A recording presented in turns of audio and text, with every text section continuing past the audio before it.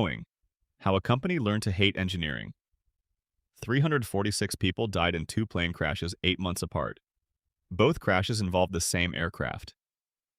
Both crashes had the same cause, and Boeing knew the system that caused them was dangerous before either crash happened. That is not a conspiracy theory. That is what the Department of Justice found, what Congress found, what the NTSB confirmed, and what Boeing ultimately admitted, paying $2.5 billion to make the criminal case go away.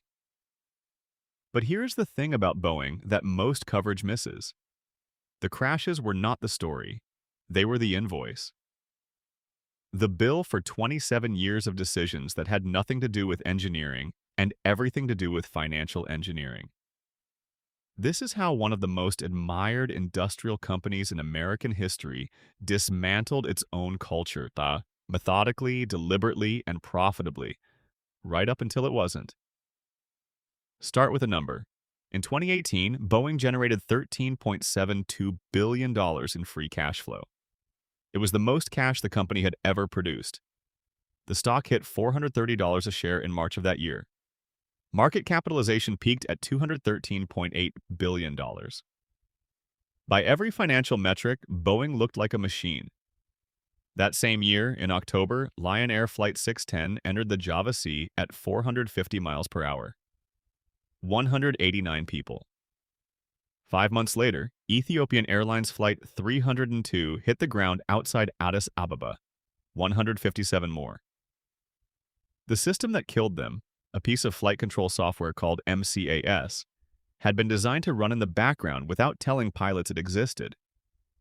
Reference to it had been deliberately removed from the flight manuals. Because if pilots had been told about it, they would have needed simulator training. And if they had needed simulator training, airlines would have demanded a price discount. And Boeing had already promised American Airlines and Southwest that the 737 MAX would not require new simulator ratings. So they left it out. That is not an engineering failure. That is a decision made by people who had been trained for 2 decades to see airplanes as financial instruments. To understand how Boeing got there, you have to go back to August 1997. That is when Boeing completed its merger with McDonnell Douglas, a $14 billion all-stock deal that created $1.1 billion in goodwill on the balance sheet and something far more corrosive in the boardroom. McDonnell Douglas was, by the late 1990s, a company that had already failed. It had lost the fighter jet competition to Lockheed. It had ceded the wide-body market to Boeing and Airbus. It was, in the blunt assessment of analysts at the time, a defense contractor with a commercial aviation logo. Boeing bought it, and somehow McDonnell Douglas bought Boeing. Harry Stone Cipher arrived as president. He had run McDonnell Douglas before running GE Capital, before coming to Boeing. He brought with him a specific philosophy, one he stated openly. Boeing, he said, would be run like a business rather than a great engineering society. He introduced return on net assets targets. He cut development budgets. He made cost reduction a primary performance metric in a company that had previously treated safety margins as the metric that everything else answered to. By 2001, CEO Philip Condit moved the corporate headquarters from Seattle to Chicago. That deserves a moment. Boeing's factories, its engineers, its manufacturing floors, all in the Pacific Northwest. The executives moved to a city with no Boeing operations, 2,000 miles away. They were no longer bumping into machinists at lunch. They were no longer walking through the 737 line on a Thursday afternoon. The physical separation was deliberate, and it had consequences. When you are in Seattle, the airplane is the job. When you are in Chicago, the airplane is a product. The quarterly report is the job. James McNerney replaced Stone Cipher in 2005 and promptly did 2 things that compounded the trajectory. First, he sold Boeing's Wichita Commercial Aerostructures division, the shop that built fuselages, to a Canadian private equity firm called Onex Corporation for $1.5 billion. That business became Spirit Aerosystems. Boeing had converted a manufacturing cost center into a supplier relationship. On paper, it looked clean. In practice, Boeing had handed its most critical structural component, the tube that passengers sit inside, to a company whose margins Boeing would spend the next 2 decades squeezing. Second, in August 2011, when Airbus launched the A320neo, a fuel-efficient update of its narrow-body, McNerney authorized the 737 MAX rather than a clean-sheet design.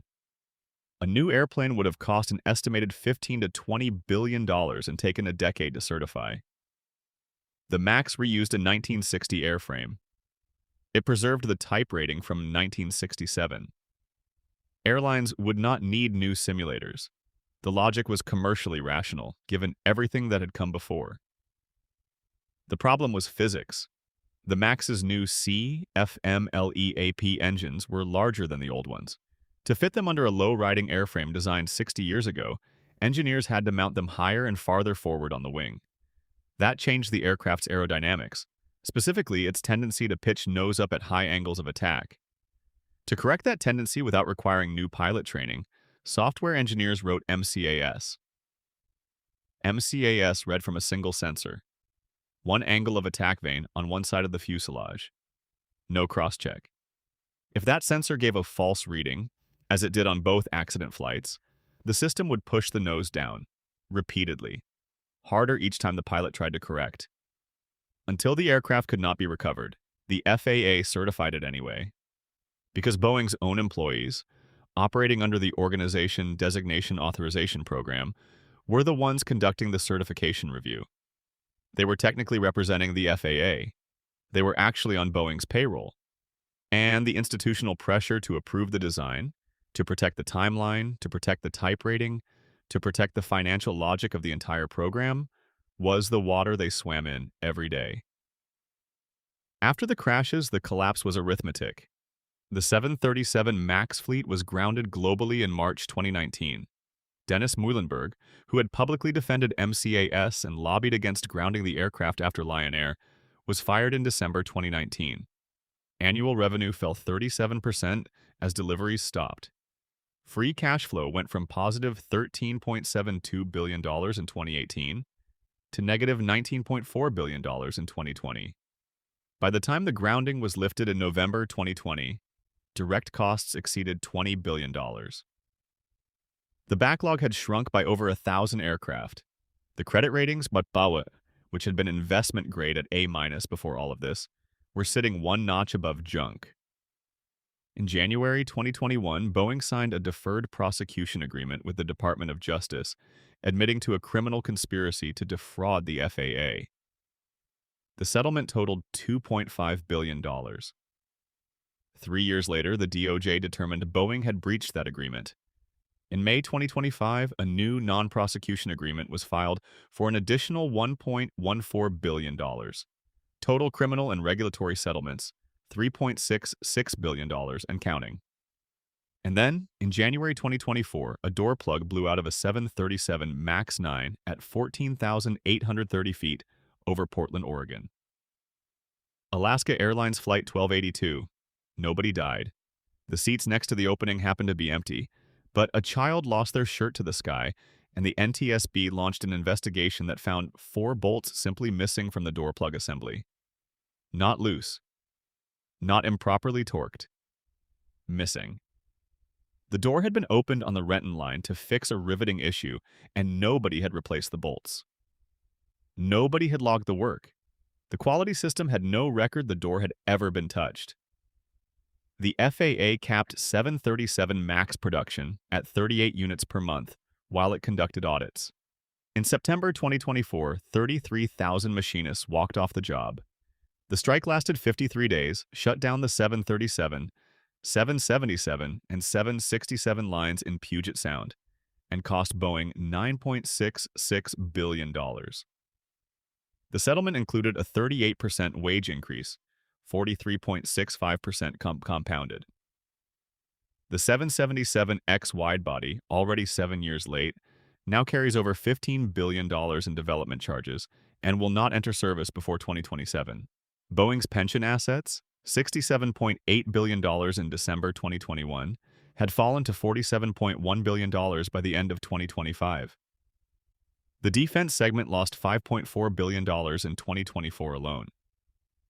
The KC-46 tanker program has accumulated more than $8 billion in losses. The Air Force One replacement has cost $1.3 billion more than the contract price. A company that once generated nearly $14 billion in free cash flow spent all of it and then borrowed more to pay for 27 years of running an engineering company like a financial one. There is a counter-argument worth taking seriously. It goes like this. The fundamental problem was the FAA, not Boeing. The delegation program gave a manufacturer the authority to certify its own aircraft. Any cultural degradation at Boeing would have been caught by a functioning regulator. The system failed because the regulator failed, and blaming Boeing's culture lets the agency escape accountability. That is true as far as it goes. The ODA framework was a structural flaw, and the FAA bears real responsibility for letting it calcify. But the counterargument cannot explain Spirit Aerosystems. It cannot explain the 787 fuselage gaps that whistleblowers John Barnett and Sam Salahpour documented, structural tolerances exceeded, defects forced closed rather than repaired, quality records falsified. The FAA was not in that factory. Those were Boeing's decisions and Spirit's decisions, operating under a cost model that Boeing had designed. The regulator failure and the culture failure are not competing explanations. They are two outputs of the same input. A company that had been optimizing for return on net assets since 1997, and an agency that had been told, implicitly, to help it do so. Harry Stonecipher said Boeing would be run like a business rather than a great engineering society. He was right. It was. And now Boeing is spending $4.7 billion to buy back Spirit Aerosystems, the fuselage business it sold for $1.5 billion in 2005, because the supplier relationship it created to reduce costs eventually produced a door that fell off a passenger aircraft at altitude. New CEO Kelly Ortberg arrived in September 2024 and has, by most accounts, begun the unglamorous work of reconstruction, settling the strike, passing the FAA's production audits, slowly earning back the right to build more than 47 planes a month. The 737 MAX will eventually be replaced. Boeing knows it. The question, the one that the next decade will answer, is whether the company that builds the replacement will be staffed by people who were trained to think about airplanes the way Harry Stonecipher taught them to, or by people who understand that in aerospace, the financial model is only as good as the engineering beneath it. The merger was completed in August 1997. The door blew out in January 2024. 27 years is a long time for an institution to forget what it was for. But it turns out that is exactly how long it takes.